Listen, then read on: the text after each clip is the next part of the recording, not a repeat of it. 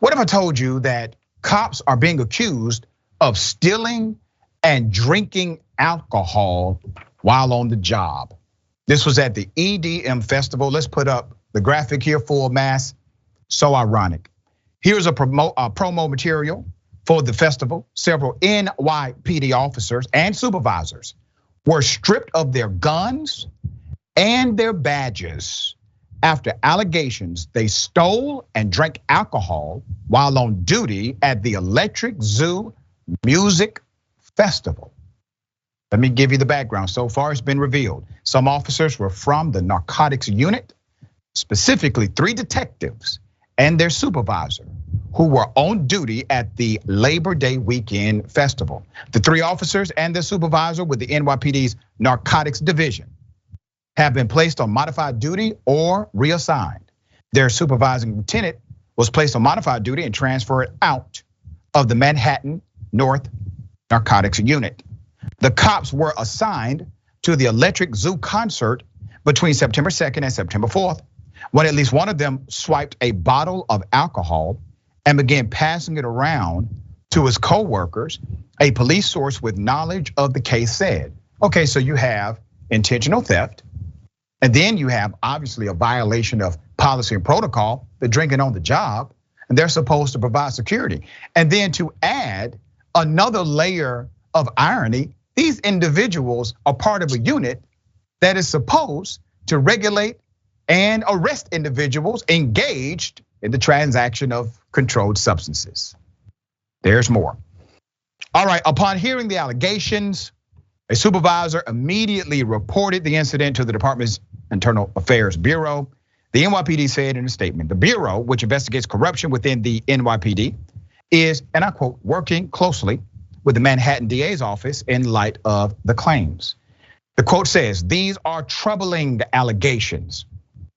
A police spokesperson said in a statement, our work in this case is not done, and we will continue to go where the facts take us. Police will make the officers' disciplinary outcomes available when the investigation is complete, a department spokesperson said. We're still waiting on this story to develop more, to get exacting information on those who were involved. Eventually, that information must come out. It is still under review right now. There's an ongoing investigation, including an IA investigation. But here's the question. You got to think about it in a different context. They're trying to frame it in a way that says, well, these cops did something wrong, they did something bad, but they only violated policy. That is not true. They also violated law. That's a crime. Theft is a crime. If they would have seen a person steal alcohol or anything else, what do you think they would have done? They would have arrested them. It doesn't matter if they're not the arrest people for alcohol unit, they would have arrested them, even being the narcotics unit. If they saw theft in front of them, that person would have went to jail, period. There would have been a criminal charge. There would have been a criminal investigation, and there would have been a criminal prosecution. They're not even talking about a criminal charge. They're not even talking about a criminal investigation, and they're damn sure not talking about a criminal charge or indictment, etc. So why? You have to be really, really careful about allowing them shape the framework of the narrative. What they're trying to do is present a point of view that says, we did everything we could do in order to remedy what they did. No, you are ensuring that they will have no criminal penalty for what is known as a criminal offense. Theft is illegal. And the reason why this is important is because typically corruption is not linear.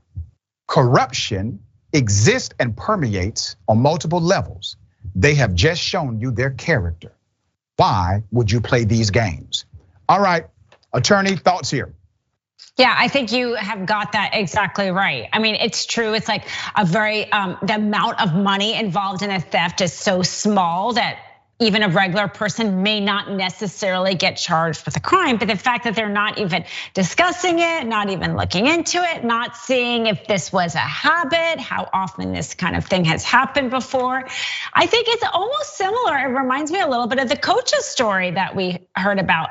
This idea that certain actions are okay, depending on your work environment. And police officers are so entitled to many more, privileges, to be honest, than the rest of us, that somehow they are also privileged enough to do this. So I think that you're right. That should be, in addition, it's good that they at least took them off the force, but that should be a part of the discussion is, you also committed this crime, and whether or not we charge, whether or not there's resources enough to charge, that should at least have been something they talked about and looked into.